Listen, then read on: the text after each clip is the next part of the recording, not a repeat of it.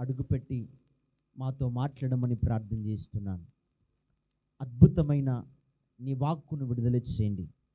ప్రతి ఆటంకాలను తొలగించి శ్రేష్టమైన నీ వాక్కును విడుదల చేయండి. మాతో మీరు మాట్లాడండి. ఈ ప్రత్యక్షత ద్వారా మా బ్రతుకులు, మా స్థితిగతులు మార్చబడాలి. మేము మునుపెన్నడు చూడని విధముగా నీ ప్రత్యక్షత విడుదల చేయమని ప్రార్థన చేస్తున్నాను. ముందున సమయం అంతా కూడా మీకు అప్పచెప్తూ మీ చేతుల్లో పెడుతూ యేసయ్య అతి శ్రేష్టమైన నామములో ప్రార్థిస్తున్నాను తండ్రి, ఆమేన్. కూర్చుందాం. Thank you. ఈ రాత్రికాల సమయము, ఈ ప్రత్యేకమైనటువంటి సాయంకాల సమయంలో దేవుడు అద్భుతమైనటువంటి అవకాశాన్ని ఇచ్చాడు. కాబట్టి ఈ ప్రత్యేకమైనటువంటి ఉజ్జీవ కోడికలో పాల్పంపులు పొందిన మనమందరం కూడా ఎంతగానో ధన్యులము అనే విషయాన్ని జ్ఞాపకం చేస్తున్నాను. ఈరోజు ఒక ప్రత్యేకమైనటువంటి అంశాన్ని దేవుడు మనతో మాట్లాడబోతున్నాడు. హృదయాన్ని చూసే దేవుడు. ఈరోజు మన ధ్యానాంశము హృదయాన్ని చూసే దేవుడు. మొదటి సామ్యుయేలు గ్రంథములో నుండి 16వ అధ్యాయము 7వ వచనాన్ని చదివితే, అయితే యెహోవా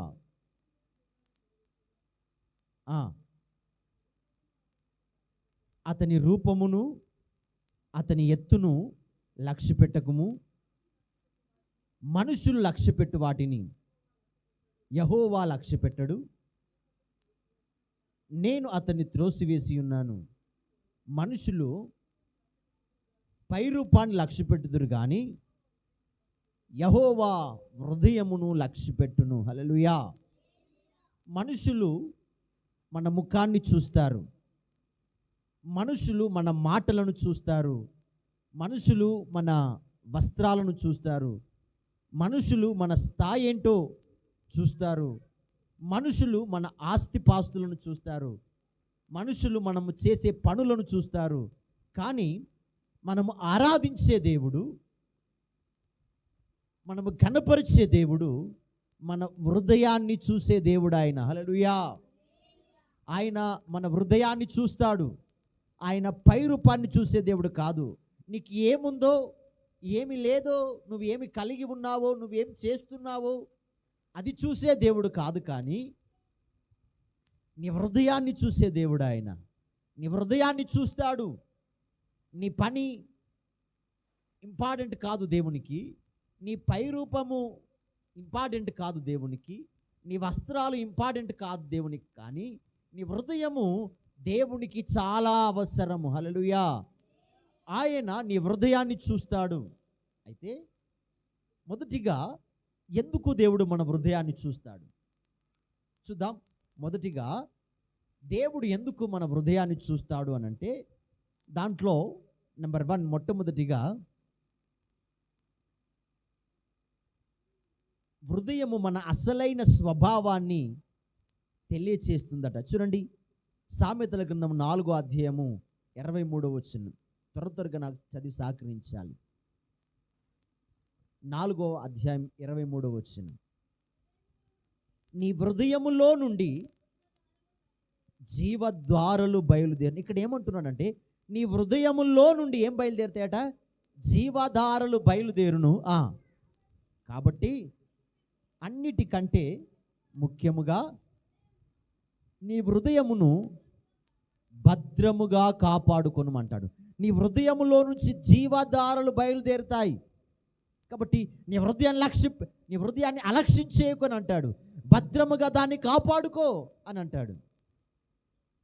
మన నోటి మాటలు రావడానికి ముందే అవి మన హృదయంలో పుడతాయంట. హల్లెలూయా. అందుకే దేవుడు మన హృదయాన్ని చూస్తాడు. ఎందుకు మన హృదయాన్ని దేవుడు చూస్తాడు అంటే, మన హృదయ స్వభావాన్ని తెలియచేయడానికి. రైట్. రెండవదిగా ఎందుకు దేవుడు మన హృదయాన్ని చూస్తాడు అని అంటే, హృదయములోని రహస్యాలు తెలుసుకోవడానికి చూస్తాడట. అది మొదటి సామ్యుయేలు 16లో 7వ వచనం మనం ధ్యానించుకున్నాం. మనుషులు పై రూపాన్ని చూస్తారు, కానీ నేను ఏమంటాడండి, హృదయాన్ని లక్ష్య పెడతానంటున్నాడు. దావీదు యొక్క సహోదరులను పై రూపాన్ని చూసి ఇష్టపడ్డాడు సాముయేలు. కానీ దేవుడు అంటే నేను వారిని ఇష్టపడట్లేదు, వారిని నేను దావీదు యొక్క హృదయాన్ని చూశాను అని అంటాడు. నువ్వు పై రూపాన్ని చూస్తున్నావు, నేనేం చూస్తున్నాను, హృదయాన్ని చూస్తున్నాను అని అంటాడు. అయితే మనుషులకు తెలియని విషయాలు మనము ఆరాధించే దేవునికి తెలుసు. హల్లెలూయా. మనుషుల ముందు ఎలా ఉన్నా దేవుని ముందు దేనిబిడ్లారా మన హృదయాన్ని ఏమాత్రం కూడా మనము దాచలేము. మనుషుల ముందు మనం ఎలా కనబడాలో అలా కనబడగలుగుతాం, కానీ దేవుని ముందు మాత్రం మనం హృదయాన్ని ఏమాత్రం కూడా దాచలేం. మూడవది దీంట్లో మనం చూసినట్లయితే దేవుడు ఎందుకు హృదయాన్ని చూస్తాడు అనంటే, నటన కంటే దేవుడు నిజమైన బంధాన్ని కోరుకోవడానికి. ఇర్మియా గ్రంథం 17వ అధ్యాయం 10వ వచనాన్ని చదివితే త్వరగా, ఇర్మియా గ్రంథం 17వ అధ్యాయం 10వ వచనం. ఒకని ప్రవర్తనను బట్టి వాని క్రియల ఫలము చొప్పున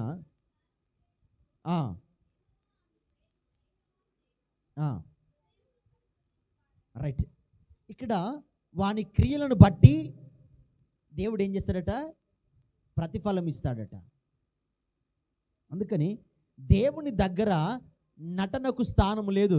ఈ లోకములో నటిస్తే మెచ్చుకుంటారు, ఈ లోకములో నటిస్తే గొప్ప వాళ్ళు అయిపోతారు, కానీ దేవుని దగ్గర నటనకు స్థానం లేదు.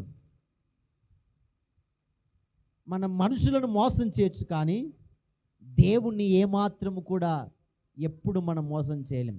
ముఖం ముందు అబ్బా ఎంత బాగున్నావు నువ్వు అంటాం, కానీ హృదయంలో ఇది నటన అంటారు దీన్ని కదండి. కానీ మనము దేవుణ్ణి మనుషులను మోసం చేయొచ్చు, కానీ దేవుని మాత్రం మనం ఎప్పుడు కూడా ఎక్కడ మోసం చేయలేం. రైట్. రెండవది, హృదయంలో ఏముంటాయి అసలు. మొదటిది, దేవుడు ఎందుకు హృదయాన్ని చూస్తాడు అంటే 3 విషయాలు. హృదయం మన అసలైన స్వభావాన్ని తెలియజేయడానికి దేవుడు చూస్తాడు. రెండవది, రైటా, దేవునికి హృదయంలో ఉన్న రహస్యాలు తెలుసు కాబట్టి అందుకు దేవుడు హృదయాన్ని చూస్తాడు. మూడవది, రైటా, దేవుడు నటన కంటే నిజమైన బంధాన్ని కోరుకునడానికి దేవుడు హృదయాన్ని చూస్తాడు. రెండవది, హృదయంలో అసలు ఏముంటాయి. దేవుడు హృదయాన్ని చూస్తాను అంటున్నాడు కదా, అసలు హృదయంలో ఏముంటాయో చూద్దాం. నెంబర్ 1, మొట్టమొదటిగా దీంట్లో ఆలోచనలు ఉంటాయి. మార్కు సువార్త 7వ అధ్యాయం 21, 22, 23 వచనాలు చదివితే త్వరగా చదివి సహకరించాలి. మార్కు సువార్త 7వ అధ్యాయం 21, 22, 23 వచనాలు. లోపల నుండి అనగా మనుషుని హృదయములో నుండి దురాలోచనలు, హృదయములో ఆలోచనలు ఉంటాయి. రెండవదిగా ఇంకేముంటాయంటే ఉద్దేశాలు ఉంటాయట. ఏముంటాయండి? ఉద్దేశాలు. చూడండి, ఒక పనిని ఇద్దరు చేస్తారు, కానీ ఇద్దరి ఆలోచనలు ఒకలా ఉండవు, ఇద్దరి తలంపులు ఒకలా ఉండవు. ఒకరు ఒక విధంగా ఆలోచిస్తే ఇంకొకరు ఇంకొక విధముగా ఆలోచిస్తారు. 1 కొరింథీయులకు రాసిన పత్రిక 4వ అధ్యాయం 5వ వచనాన్ని చదివితే, 1 కొరింథీయులకు రాసిన పత్రిక 4వ అధ్యాయం 5వ వచనాన్ని చదివితే గట్టిగా, కాబట్టి సమయం రాకముందు అనగా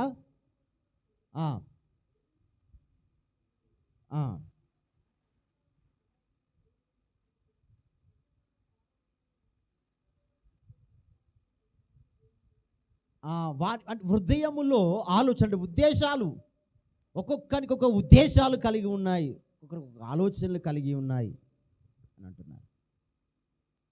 కాబట్టి మన హృదయంలో ఏముంటాయి? మొదటిగా ఆలోచనలు, ఉద్దేశాలు. మూడవదిగా కోరికలు ఉంటాయి. 37వ కీర్తన 4వ చరణాన్ని చదివితే, 37వ కీర్తన 4వ చరణాన్ని చదివితే,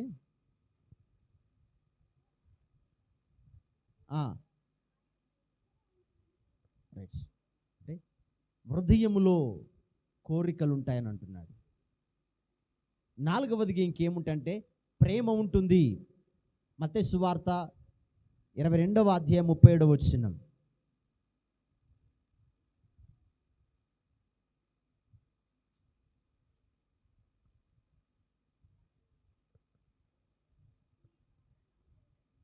మత్తయి సువార్త 22వ అధ్యాయం 37వ వచనం.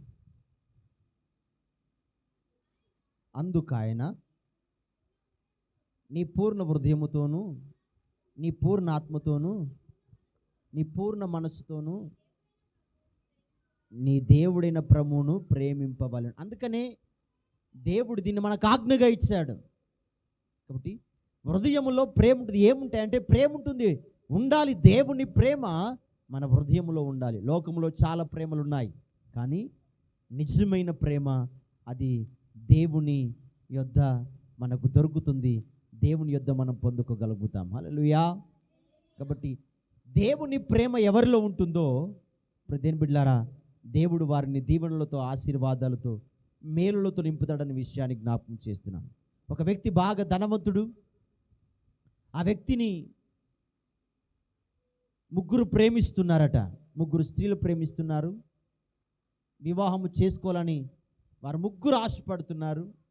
అయితే ఆ వ్యక్తి ముగ్గురిని చేసుకోవడం సరికాదు కదా, ఒక్కరిని చేసుకోవాలి కదా అని ఆయన ఒకరిని చేసుకోవడానికి ఎవరిని చేసుకోవాలి, ఎవరిలో వారు నిజమైన ప్రేమ ఉంది, వారు ఎవరు నిజమైన ప్రేమతో నన్ను ప్రేమిస్తున్నారని ఒక చిన్న ప్రయత్నం చేశాడట. ఆ ముగ్గురికి ఒకరోజు ఫోన్ చేశాడు. ఇదిగో నాకు యాక్సిడెంట్ అయింది, నేను హాస్పిటల్లో ఉన్నాను అని అనగానే ఆ ముగ్గురు కూడా హడావిడిగా హాస్పిటల్కి చేరుకున్నారట. అయితే ఆ ముగ్గురు వచ్చి అయ్యో ఏం జరిగింది, ఎలా ఉన్నావు ఆయన పరామర్శిస్తూ ఉన్నప్పుడు ఆయన అంటున్నాడు, నా 2 కళ్ళు ఆ యాక్సిడెంట్లో పోయాయి. ఇక డాక్టర్స్ చెప్తున్నారు ఇక ఆ చూపు నాకు రాదు అని అంటున్నాడు.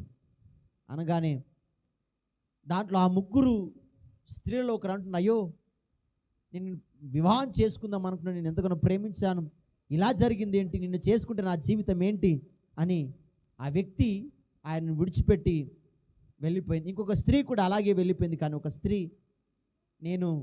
నువ్వు ఎలా ఉన్నా, ఏ స్థితిలో ఉన్నా నేను నిన్ను ప్రేమిస్తున్నానని చెప్పేసి, నిన్ను చేసుకోవడం నాకు ఇష్టమని చెప్పేసి ఆ స్థితిలో కూడా ఆ స్త్రీ అతనితో ఉండడాన్ని బట్టి ప్రదేన్ బిడ్లారా ఆయన అన్నాడు, వెంటనే తన కళ్ళకు ఉన్నటువంటి ఆ బ్యాండేజ్ తీసేసి అంటున్నాడు, ఎస్ నేను మీ ముగ్గురు ప్రేమను నేను పరీక్షించడానికి ఈ విధంగా చేశాను అని నా విధంగా చెప్తున్నాడు. కాబట్టి ఇక్కడ హృదయంలో ప్రేమ ఉంటుంది, అది దేవుని ప్రేమ, నిజమైన ప్రేమగా ఆ ప్రేమ మనలో ఉండాలి. హల్లెలూయా.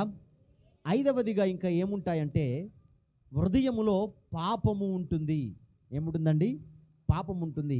51వ కీర్తన 10వ చరణాన్ని చదివితే, 51వ కీర్తన 10వ చరణం, దేవా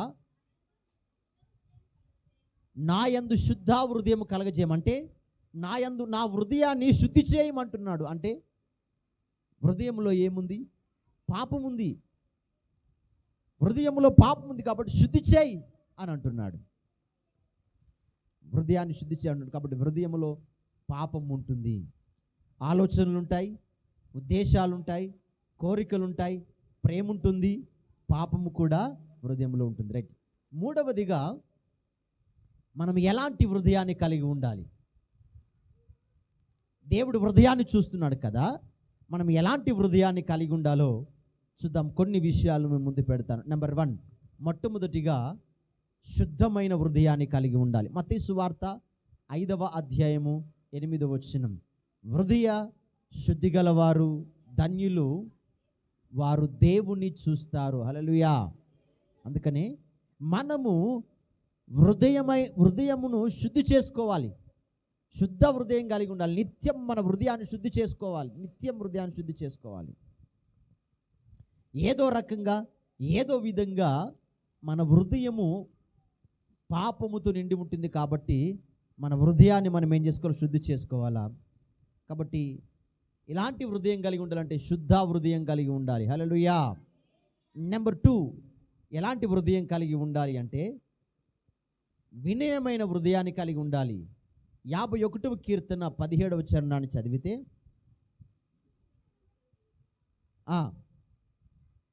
చదవండి. విరిగిన మనస్సే దేవునికి ఇష్టమైన బలులు చాలు. కాబట్టి ఈ విరిగిన హృదయం, వినయమైన హృదయము కలిగి మనం ఉండాలి. దేవుడు అలాంటి హృదయాన్ని ఇష్టపడతాడు. వినయము కలిగిన హృదయాన్ని, తగ్గింపు కలిగిన హృదయంగా మనం ఉండాలి. రైట్. 3వదిగా దేవుని వాక్యాన్ని దాచుకున్న హృదయం కలిగి ఉండాలి. 119వ కీర్తన 11వ చరణం. 119 కీర్తన 11వ చరణం. నీ మార్గములన్నింటిలో, చదవండి, నీ ఎదుట నేను పాపము చేయకుండానట్లు నా హృదయములో నీ వాక్యము నుంచుకొని ఉన్నాను. హల్లెలూయా. ఏమంటే భక్తుడు అంటున్నాడు, నా హృదయములో నీ వాక్యాన్ని ఉంచుకున్నాను. మన హృదయములో దేవుని వాక్యాన్ని ఉంచుకోవాలి. దేవుని వాక్యాన్ని మన హృదయంలో ఉంచుకోవాలి. ఇహలోక సంబంధమైన వాటిని, లోకాన్ని మన హృదయంలో ఉంచుకుంటున్నాం. దాచుకోవడానికి వాటిని మన హృదయంలో దాచుకుంటున్నాం. దేవుడు అంటున్నాడు, మన హృదయంలో ఏముండాలట? వాక్యం ఉండాలి. దేవుని వాక్యం మన హృదయంలో ఉండాలి. ఎవరో ఏమో అన్న వాటిని ఉంచుకుంటాం మన హృదయంలో, కానీ దేవుని యొక్క వాక్యాన్ని మన హృదయంలో దాచుకోం. మన హృదయంలో ఏమో కలిగి ఉండాలట? హృదయాన్ని వాక్యాన్ని మన హృదయాల్లో దాచుకోవాలి. రైట్. 4వదిగా దేవుని వెతికే హృదయం కలిగి ఉండాలి. ఇర్మియా గ్రంథము 29వ అధ్యాయం 13వ వచనం. ఇర్మియా గ్రంథము, మీరు నన్ను వెదకిన ఎడల పూర్ణ మనస్సుతో. రైట్. అంటే పూర్ణ హృదయముతో మనము దేవుని వెతకాలి. పైన ప్రభువా ప్రభువా ప్రభువా అని కాదు, కానీ ఏంటండి, పూర్ణ హృదయముతో దేవుని వెతికే అనుభవంలో మనం ఉండాలి. ఇలాంటి హృదయాన్ని కలిగి ఉండాలి. అలాంటి హృదయాన్ని దేవుడు ఇష్టపడతాడు. 5వదిగా క్షమించే హృదయం కలిగి ఉండాలి. ఎఫెసీయులకు రాసిన పత్రిక 4వ అధ్యాయం 32వ వచనం.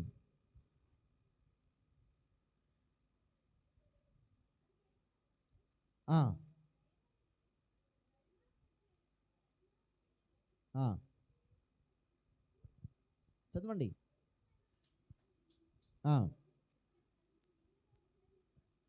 రైట్. ఇక్కడ అంటున్నాడు ఏ హృదయం కలిగి ఉండాలి అని అంటే, క్షమించే హృదయం కలిగి, కరుణా హృదయులై ఒకరినొకరిని క్షమించే హృదయం కలిగి ఉండాలి మనం. ఇది చాలా ఇంపార్టెంట్. ఏది చేయడానికైనా సిద్ధపడతారు, కానీ క్షమించడానికి చాలామందికి ఆ మనస్సు ఉండదు, ఆ ఆలోచన ఉండదు, ఆ తలంపు ఉండదు. క్షమించలేరు, ఇతరులను క్షమించలేరు. క్షమించే హృదయం ఉండదు చాలామందికి. దేవుని బిడ్డలారా, ఒకవేళ మనం ఆ అనుభవంలో ఉంటే దేవుడు ఏమాత్రం కూడా మనల్ని ఇష్టపడడు. ఎందుకు అనంటే, దేవుడు మనల్ని ఏ విధంగా క్షమించాడో మనము కూడా ఇతరులను అదే విధంగా క్షమించే అనుభవంలో మనం ఉండాలి. హల్లెలూయా. నీవు క్షమించే అనుభవాన్ని కలిగి ఉంటే దేవుడు నిన్ను ఇష్టపడతాడు. ఆమేన్. రైట్. 6వదిగా విశ్వసించే హృదయంగా ఉండాలి. సామెతలు 3వ అధ్యాయం 5వ వచనం.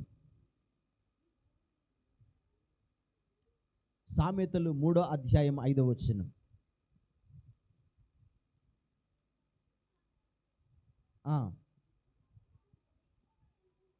రైట్. ఏమంటుండండి? దేవుని యందు విశ్వాసం ఉంచాలట. యెహోవా యందు నమ్మిక ఉంచితే దేవుని యందు విశ్వాసం ఉంచాలి. విశ్వసించే హృదయము. నువ్వు దేన్నైతే దేవుని దగ్గర అడుగుతున్నావో, ఏదైతే ప్రార్థన చేస్తున్నావో, ఏదైతే మొరపెడుతున్నావో, ఏదైతే విజ్ఞాపన చేస్తున్నావో, నీ హృదయంలో దాన్ని విశ్వసించే అనుభవంలో నువ్వు ఉండాలి. హృదయంలో నువ్వు విశ్వసించాలి. దేవుడు దాన్ని నాకు ఇచ్చాడు, దేవుడు దాన్ని కలగజేశాడు, నేను పొందుకున్నాను అనే హృదయము, విశ్వసించే హృదయముగా నీ హృదయం ఉంటే దేవుడు నీ హృదయాన్ని ఇష్టపడతాడు. హల్లెలూయా. రైట్.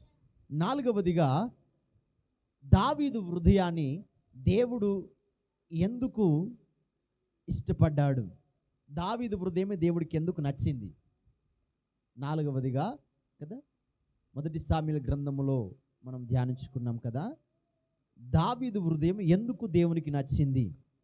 అపోస్తుల కార్యం 13వ అధ్యాయము 22వ వచనం. అపోస్తుల కార్యం 13వ అధ్యాయం 22వ వచనం.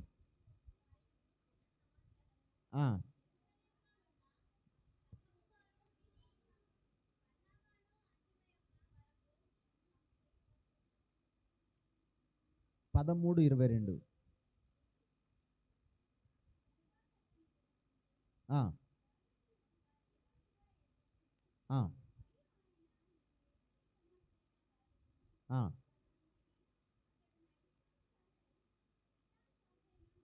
రైట్.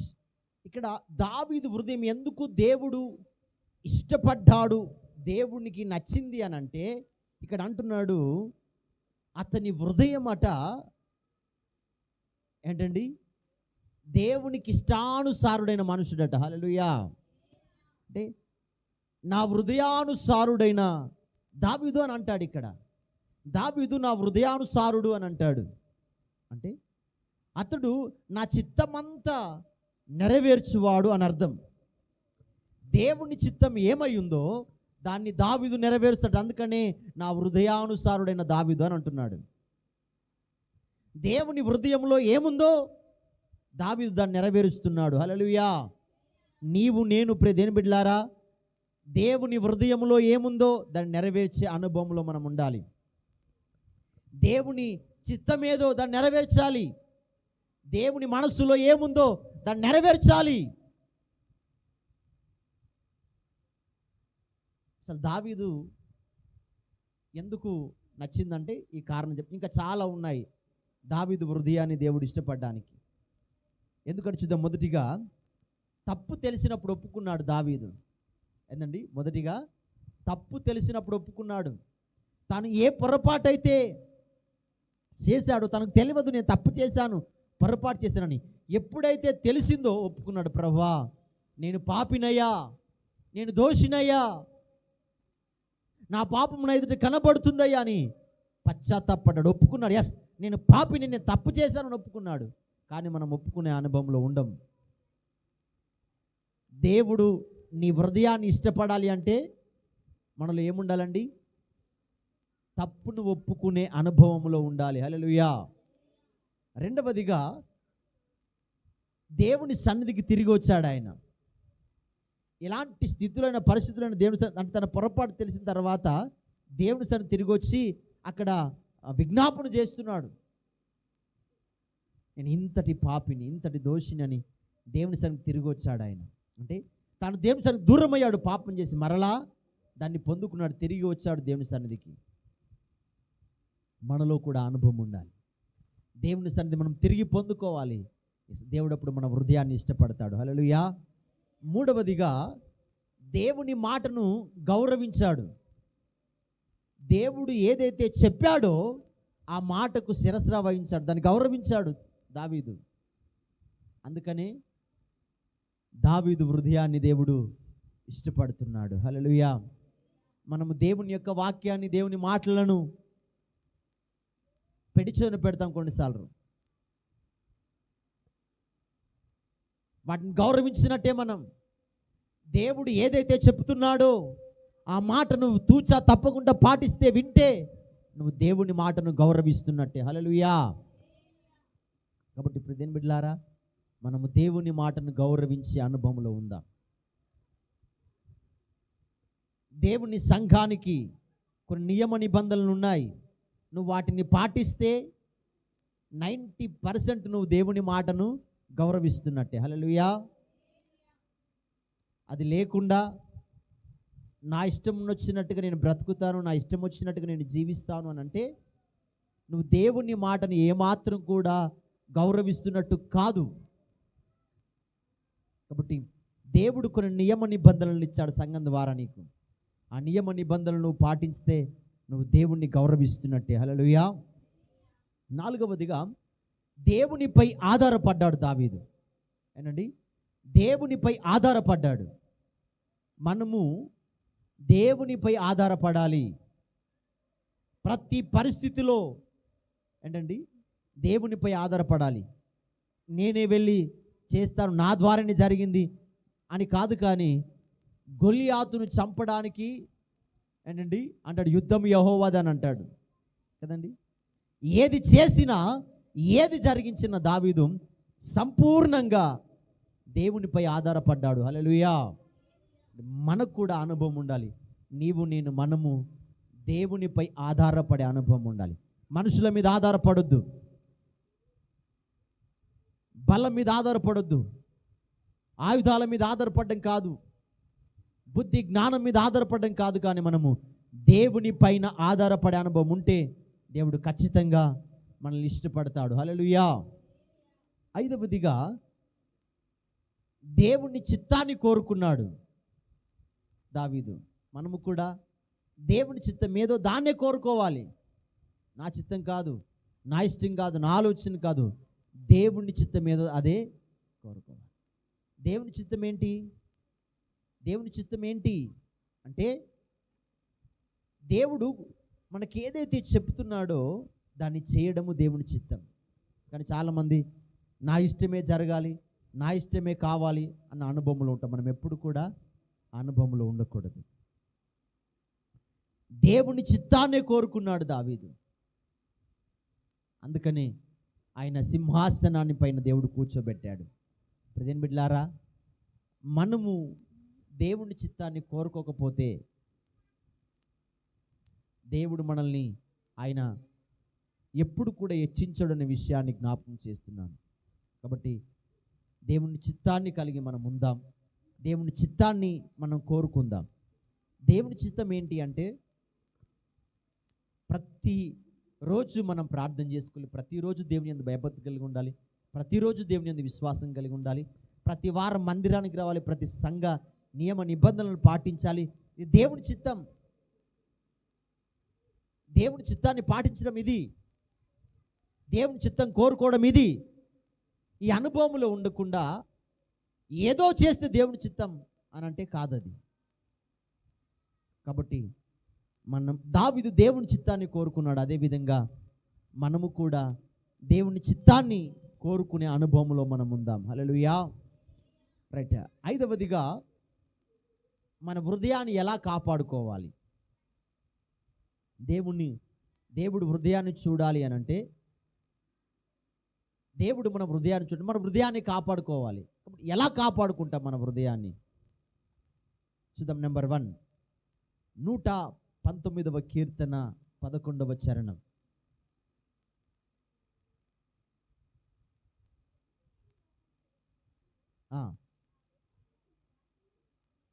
కదండి, ఇక్కడ అంటున్నాడంటే ప్రతిరోజు దేవుని వాక్యాన్ని చదవాలి, దేవుని వాక్యాన్ని ధ్యానించాలి. ప్రతిరోజు నీ హృదయాన్ని నువ్వు కాపాడుకోవాలి అని అంటే, నీ హృదయాన్ని నువ్వు కాపాడుకోవాలంటే ప్రతిరోజు నువ్వేం చేయాలి? దేవుని వాక్యాన్ని చదవాలి, దేవుని వాక్యాన్ని ధ్యానించాలి. అప్పుడే దేని బిడ్డలారా, దేవుడు నీ హృదయాన్ని ఇష్టపడతాడు, నీ హృదయాన్ని లక్ష్య పెడతాడు. మనము దేవుని యొక్క వాక్యాన్ని చదవకపోతే దేవుడు ఏమాత్రం కూడా మన హృదయాన్ని ఇష్టపడడు. నెంబర్ 2వదిగా ఫిలిప్పీ పత్రిక 4వ అధ్యాయము 6-7 వచనాలు చదివితే, ప్రతిరోజు మనం దేనిని గురించి చింతపడకుడి కానీ ప్రతి విషయంలోనూ ప్రార్థన విజ్ఞాపనలు చేయనంటే ప్రతిరోజు ఏం చేయాలి? ప్రార్థన చేయాలి. నీ హృదయాన్ని దేవుడు ఇష్టపడాలంటే ప్రతిరోజు నువ్వు ప్రార్థన చేయాలి. నీ హృదయాన్ని నువ్వు కాపాడుకోవాలంటే ప్రతిరోజు ప్రార్థన చేయాలి. దేని గురించి చింతపడద్దు. ఇలా జరుగుతుంది ఏంటి, అలా జరుగుతుంది ఏంటి, నేను ఇలా అనుకున్నాను, ఇలా జరిగింది ఏంటి, చింతపడడం కాదు. నీ ఆర్థిక స్థితులను బట్టి, నీ అనారోగ్యాన్ని బట్టి, నీ స్థితిగతులను బట్టి, పరిస్థితులను బట్టి చింతపడడం కాదు. కానీ ఏం చేయాలట, ప్రతి విషయం నువ్వేం చేయాలా, ప్రతిరోజు ప్రార్థన చేసే అనుభవంలో ఉండాలి. అప్పుడు నీ హృదయాన్ని నువ్వు కాపాడుకుంటావు. మూడవదిగా 2 కొరింథీయులకు రాసిన పత్రిక 13వ అధ్యాయము 5వ వచనం. 2 కొరింథీయులకు రాసిన పత్రిక 13వ అధ్యాయం 5వ వచనం.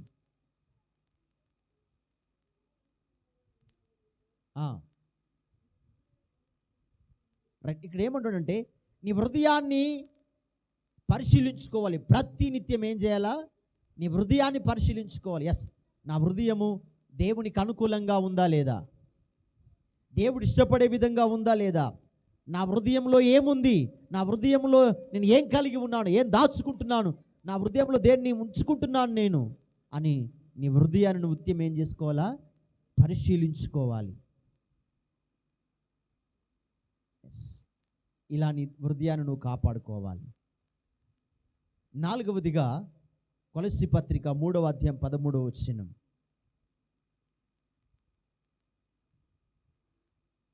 మనము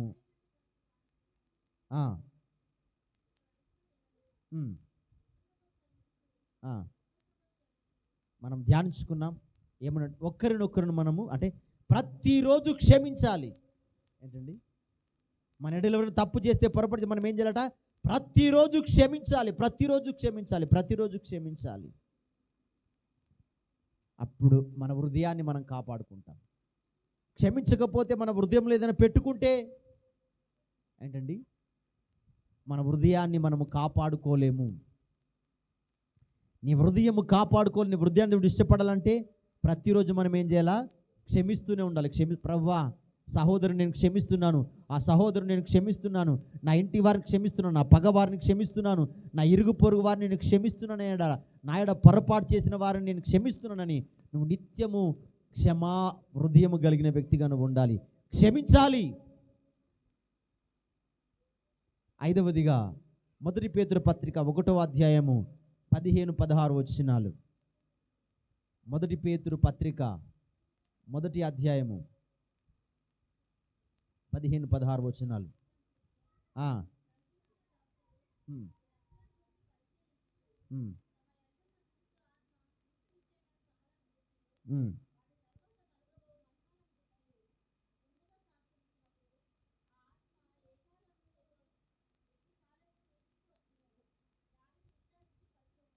ఇక్కడ పరిశుద్ధతను వెతకాలి అని అంటున్నాడు. మన హృదయాన్ని కాపాడుకోవాలి అని అంటే మనము ప్రతిరోజు పరిశుద్ధతను వెతకాలి. అప్పుడే మన హృదయం కాపాడబడుతుంది. కాబట్టి ప్రదేని బిడ్డలారా, దేవుడు హృదయాంతరంగాన్ని చూసే దేవుడు, పై రూపాన్ని చూసే దేవుడు కాదు. చివరిగా 51వ కీర్తన 10వ చరణం.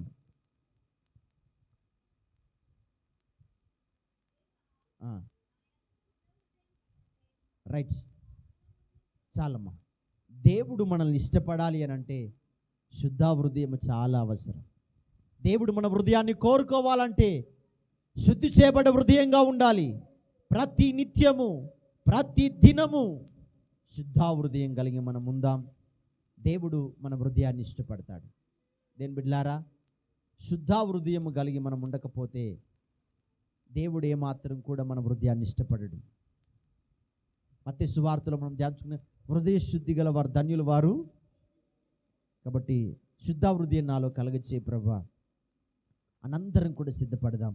దేవుడి మాటలతో ప్రభు మనలందరినీ కూడా దీవించును గాక. అందరం లేచి నిలబడదాం.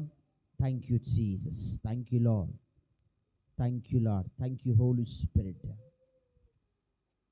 నీ హృదయాన్ని చూసే దేవుడు. అందరం కూడా మన హృదయాన్ని ఒకసారి పరిశీలించుకుందాం, పరీక్షించుకుందాం. Thank you Jesus. నీ హృదయాన్ని చూస్తున్న దేవుడు, ఈ దినము నీ హృదయం ఎలాంటిదో, నీ స్థితి, నీ పరిస్థితులు ఎలాంటియో దేవుడు చూస్తున్నాడు. ప్రదేని బిడ్డ, శుద్ధ హృదయం నాలో కలగచే ప్రభువా. శుద్ధ హృదయం నాకు అనుగ్రహించి ప్రభువా. నువ్వు పై రూపాన్ని చూసే దేవుడవు కాదు.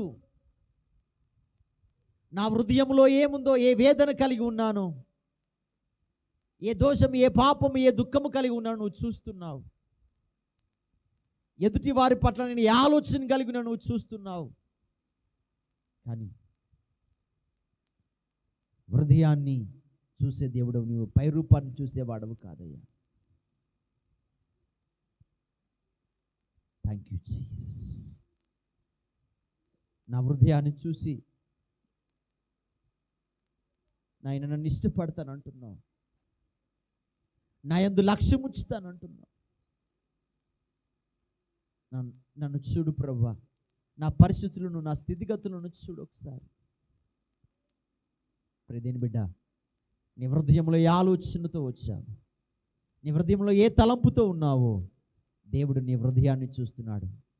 అది దేవునికి ఇంపైనదైతే, నీ హృదయములో ఉన్నది దేవునికి అది ఇష్టమైనదైతే దేవుడు నీ పైన లక్ష్యం ఉంచబోతున్నాడు.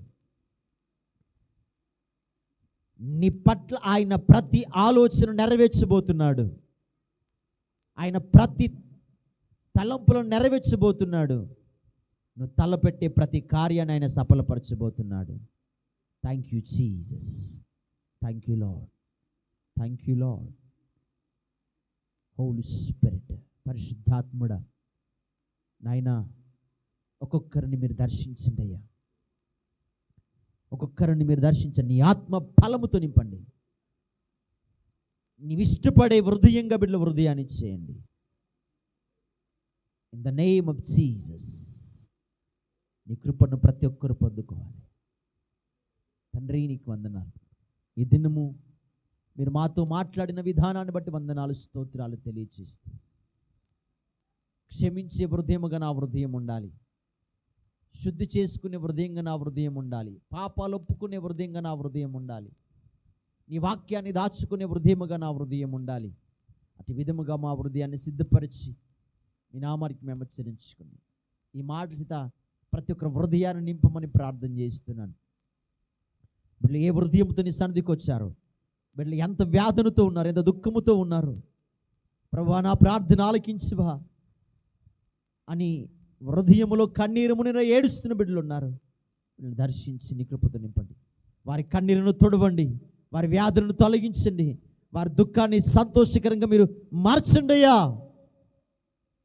ఏది అడుగుతున్నారో బిడ్డలు పొందుకొందురుగాక, దేని కొరకు మొరపెడుతున్నారో అది వారి చెంతకొచ్చునుగాక యేసు నామములో.